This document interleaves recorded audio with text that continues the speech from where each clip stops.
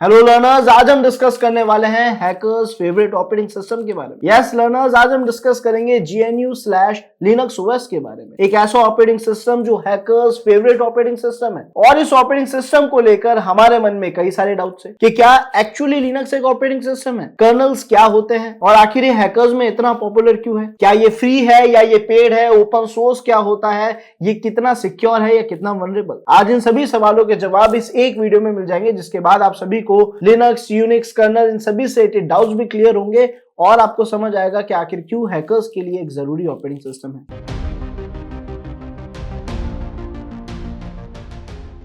Learners, आज हम discuss करने वाले हैं ऑल अबाउट लिनक्स। सबसे पहले लर्नर्स, लिनक्स के पॉइंटर्स को हम अच्छे से समझते हैं। लिनक्स की डेफिनेशन हमें बताती है कि सबसे पहले लिनक्स एक ऑपरेटिंग सिस्टम नहीं है, लिनक्स एक्चुअली एक कर्नल है। अब सर ये कर्नल क्या होता है? पहला सवाल हमारे मन में ये आएगा कि कर्नल एग्जैक्टली है क्या। तो हुआ ये कि हमारे पास मान लेते हैं कुछ हार्डवेयर डिवाइस है, हमारे पास हमारा प्रोसेसर है, हमारे पास हमारी रैम है, उसके अलावा हमारे पास हार्ड डिस्क है। इस तरीके के हमारे पास कुछ हार्डवेयर डिवाइसेस हैं। इन हार्डवेयर डिवाइसेस से कम्युनिकेट कौन करेगा? इन हार्डवेयर डिवाइसेस से अगर कोई टास्क करवाना है तो वो कौन करवाएगा? तो उसके लिए डिजाइन करा गया कर्नल। कर्नल सर और कुछ नहीं, एक ऐसा ब्लैक विंडो जिसकी मदद से आप डायरेक्ट हार्डवेयर को इंस्ट्रक्शन दे पाते हो, हार्डवेयर से टास्क परफॉर्म करवा पाते हो। बट ये सबके लिए फिजिबल नहीं है कि वो कर्नल की मदद से हार्डवेयर से इंटरेक्ट कर पाए।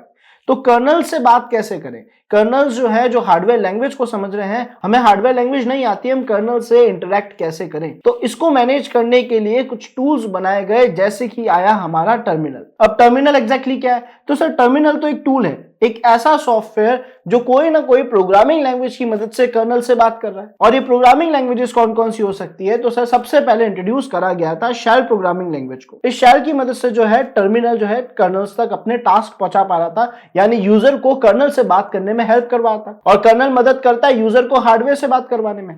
तो अब यहाँ पे ये दोनों बात कर पा रहे हैं यूजिंग शेल प्रोग्रामिंग। अब देखा कि शेल प्रोग्रामिंग है, इसमें अपडेट्स आने की कुछ जरूरत है, मार्केट में अपडेट्स आते रहते हैं हर टेक्नोलॉजी के। शेल प्रोग्रामिंग के भी अपडेट्स आए। शेल के बाद हमें मिली bash programming language which is born again shell.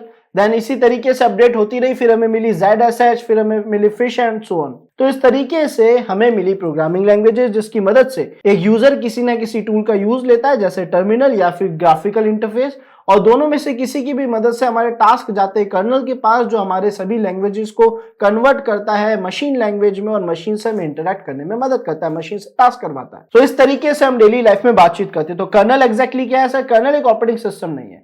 Colonel तो कोर है जो कि हार्डवेयर से बात करने में हमारी मदद कर रहा है। उस कर्नल से बात करने के लिए टर्मिनल हमारी मदद करता है, जिसमें अलग अलग प्रोग्रामिंग लैंग्वेजेस काम आती है। उम्मीद करता हूं ये पॉइंटर सभी को क्लियर होगा।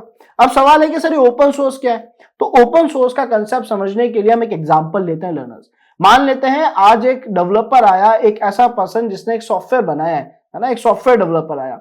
इस सॉफ्टवेयर डेवलपर ने एक बहुत ही शानदार सा सॉफ्टवेयर बनाया। मान लेते हैं एक ऐसा सॉफ्टवेयर बनाया जो कि किसी भी टेक्नोलॉजी में सर वल्नरेबिलिटीज ढूंढ सकता है। एक बहुत ही पावरफुल टूल जो वल्नरेबिलिटीज ढूंढ पाएगा किसी वेबसाइट में, डिवाइस में, किसी भी टेक्नोलॉजी में। अब इस सॉफ्टवेयर को बनाने वाला जो डेवलपर है, इसके पास दो ऑप्शन है। या तो ये सॉफ्टवेयर का जो ओरिजिनल प्रोग्राम है, जो एज इट इज का लिखा हुआ प्रोग्राम है, जिसे हम सोर्स कोड भी कहते हैं, या तो ये सोर्स कोड को सबसे पहले सिक्योर करे। इट मींस इसे इस तरीके से लिखे कि कोई भी इसे पढ़ के समझ ना पाए, और इस सॉफ्टवेयर को ये मार्केट में सेल कर सकता है। ये है इसका पहला ऑप्शन, अपने कोड को सिक्योर करके मार्केट में सेल करने लग जाए। जिसको ये सॉफ्टवेयर चाहिए होगा वो इसे परचेस करेगा, इसके अंदर लिखे हुए डेटा को रीड नहीं कर पाएगा, बट इसे एग्जीक्यूट कर सकता है, रन कर सकता है। तो हर कोई इसका सॉफ्टवेयर यूज लेने लग गया परचेस करके। ये था पहला ऑप्शन। अब जो सेकंड ऑप्शन है वो ये है कि क्यों ना ये अपने सोर्स कोड को किसी भी पब्लिक प्लेटफॉर्म पे फ्रीली अपलोड कर दे। जब ये ऐसा करेगा तो अब इसके सॉफ्टवेयर के इस पूरे प्रोग्राम को, पूरे सोर्स कोड को कोई भी देख सकता है। और ऐसा होने पे ऑब्वियसली बात है, सॉफ्टवेयर फ्री तो हो ही चुका है, क्योंकि पूरा प्रोग्राम हर कोई देख पा रहा है, रन कर पा रहा है। तो लोगों ने इन सॉफ्टवेयर को यूज लेना स्टार्ट करा, कम्युनिटीज ने इन सॉफ्टवेयर को यूज लेना स्टार्ट करा, और धीरे धीरे उनको जो जो चेंजेस की नीड लगी वो उसे अपडेट करते चले गए। आप देखोगे लर्नर्स, केवल कुछ ही मंथ्स में या विद इन अ ईयर ये जो टूल था, इसमें तो नॉर्मल अपडेट्स होते थे, जैसे जैसे यूजर्स जो है फीडबैक देते थे डेवलपर को। लेकिन ये जो हमारा टूल है, जिसे हमने फ्रीली पब्लिकली शेयर कर दिया था, इसमें एक ही साल में लोगों ने इतने अपडेट्स करे कि ये एआई के इंटीग्रेशन के साथ बहुत ही रैपिडली, बहुत ही एक्यूरेसी के साथ पेन टेस्टिंग करने लग गया। यानी इसके कंपैरिजन में बहुत शानदार वर्क कर रहा था, इसकी क्वालिटी जो है वो 100% इंक्रीज हो गई। अब ये कैसे हो पाई? बिकॉज सर यहाँ ये ओपन सोर्स टूल था। इसी कंसेप्ट को लर्नर्स हम ओपन सोर्स कहते हैं। किसी भी सॉफ्टवेयर के प्रोग्राम्स को मार्केट में फ्रीली शेयर कर दिया जाए ताकि उसमें कम्युनिटी और लोग अपने हिसाब से चेंजेस कर सके।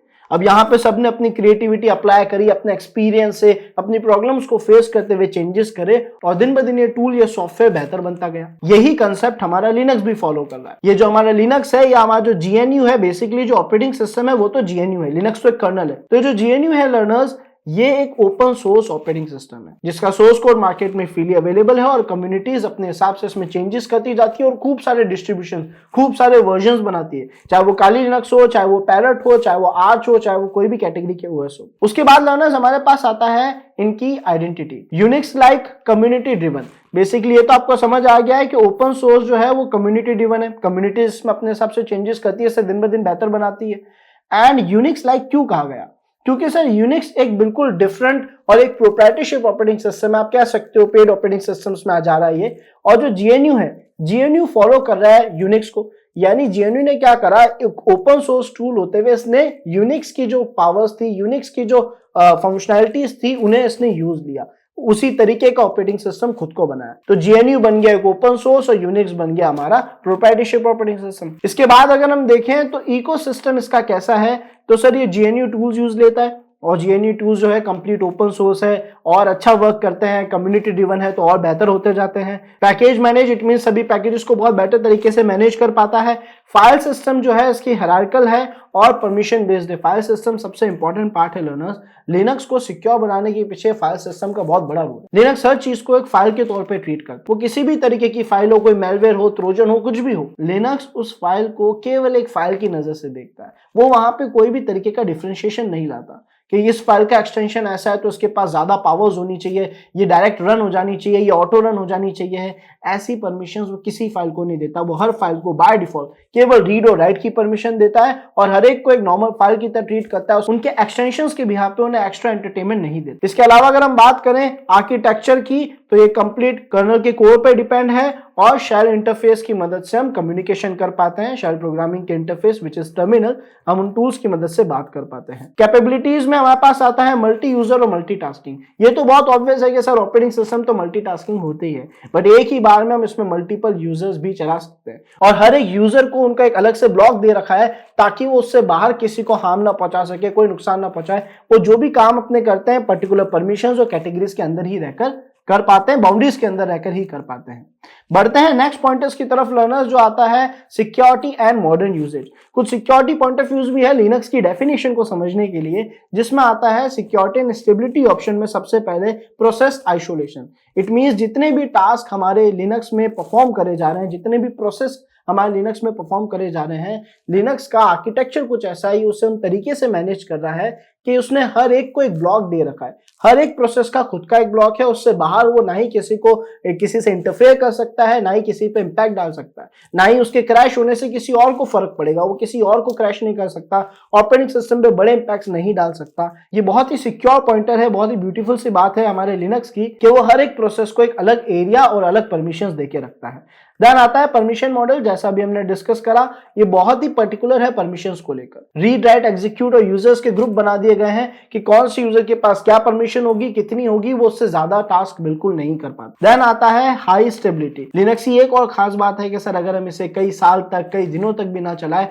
तो ये बहुत ही स्टेबल ऑपरेटिंग सिस्टम है, बिल्कुल सही काम करेगा। इसके करप्ट होने के चांसेस कंपैरेटिवली कम होते हैं विंडोज से। देन आता है मॉडर्न यूजेज में, सर अगर आज के टाइम पे हम देखें, करंट जो मार्केट में टेक्नोलॉजीज इतनी बढ़ती जा रही है, लेटेस्ट टेक्नोलॉजीज आ रही है, अगर आप किसी भी टेक्नोलॉजी को ध्यान से देखें तो वो बहुत ज्यादा लिनक्स ड्रिवन है। करीब करीब आपको आधे से ज्यादा सर्वर्स जो है वो लिनक्स पे चलते दिखेंगे। चाहे आप AWS की बात करें, क्लाउडफ्लेयर की बात करें, किसी क्लाउड टेक्नोलॉजी की भी बात क्यों ना करें आप, वो कंप्लीट क्लाउड टेक्नोलॉजीज भी लिनक्स ड्रिवन है, लिनक्स पे वर्क करिए क्योंकि वर्चुअलाइजेशन से और हेल्प मिल जाती है। चाहे आप डेवऑप्स की बात कर लें तो इनको भी जो टूल्स यूज लेने हैं, जो एनवायरमेंट्स यूज लेने हैं, चाहे वो डॉकर की आप बात करें, किसी भी टेक्नोलॉजी की बात करें, सब कुछ ज्यादातर ओपन सोर्स और लिनक्स ड्रिवन ही है, उन्हीं पे डिपेंड है, उन्हीं के साथ मिलकर काम कर रही है। तो ओवरऑल ये कुछ रीजंस थे जिसकी वजह से Linux one of the best operating system है। उसके फीचर्स उसे बहुत पॉपुलर बना रहे हैं, बहुत सिक्योर बना रहे हैं। उसके बाद भी क्योंकि कम्युनिटीज इस पर वर्क कर रही है तो दिन ब दिन अपग्रेड होता जा रहा है। उम्मीद करते हैं लर्नर्स आज का वीडियो आप सभी को पसंद आया होगा। मिलते हैं नेक्स्ट वीडियो में and thanks for watching this video.